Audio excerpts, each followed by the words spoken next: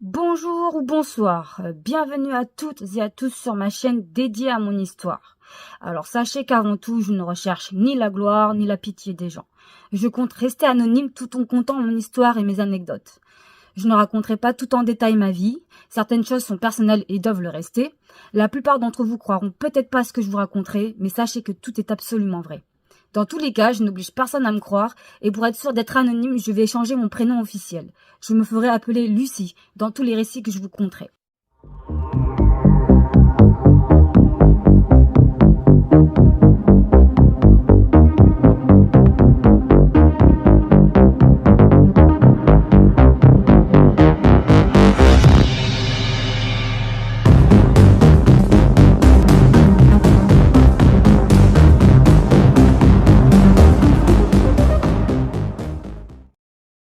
Je me prénomme donc Lucie, je suis née en Thaïlande. J'ai actuellement 30 ans. Ma vie débute dans un petit patelin au nord de la Thaïlande. Ma mère, que je n'ai jamais connue, a accouché de moi lorsqu'elle avait 18 ans. Après un viol, elle n'a pas pu avoir recours à l'avortement.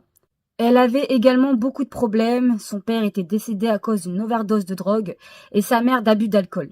Elle avait développé la schizophrénie. Quand je suis née, elle n'a pas su s'occuper de moi. Elle faisait des crises régulièrement et me maltraitait.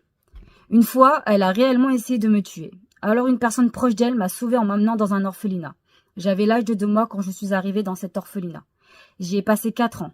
Honnêtement, je ne me rappelle absolument de rien durant ces années. Ce qui peut paraître normal pour un enfant de cet âge, mais je n'ai vraiment aucune image. Je n'arrive même pas à poser de visage sur les gens qui se sont occupés de moi, ni même me remémorer l'endroit. J'ai eu une carence alimentaire et affective. Une famille française est venue m'adopter. Je pensais tomber dans une famille qui m'aimerait comme je le mérite. Ils sont venus à 3, le père, la mère et leur fille de 12 ans.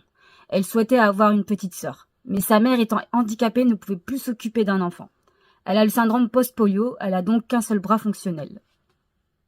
Pour les nommer, le père s'appellera Christophe, la mère Elisabeth et leur fille Prune. Tous les prénoms sont des pseudonymes. Je ne mettrai aucun vrai prénom pour le bien de tous. Ma famille est donc venue m'adopter. Après 4 années d'attente, je n'étais même pas encore née lorsqu'ils ont fait la demande d'adoption. Ils ont reçu une photo de moi, 4 ans après. Cette photo les ont réjouis et soulagés. Ils avaient perdu espoir. Ce que la plupart des gens ignorent, c'est qu'une adoption n'est pas tout beau tout rose.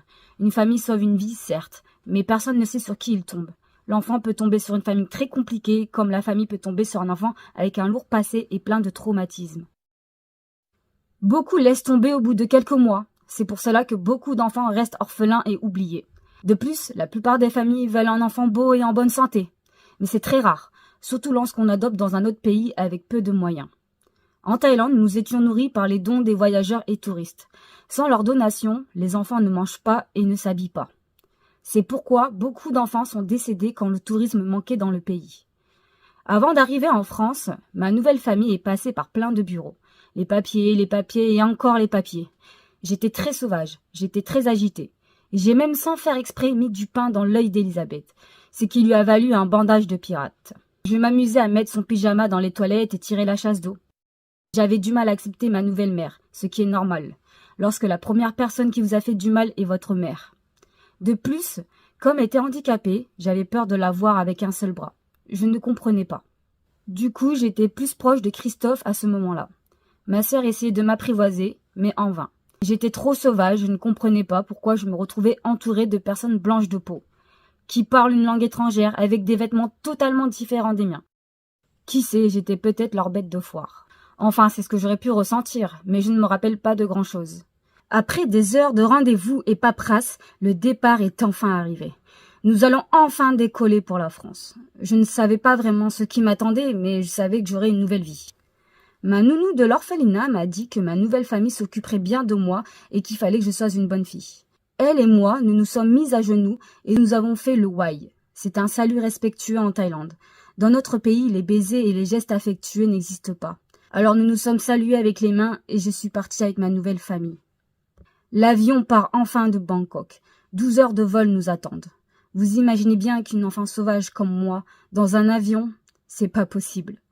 Je n'ai pas pu rester en place. Christophe en avait marre, il m'a donc confié à Elisabeth qui a dû s'occuper de moi et essayer de m'apaiser.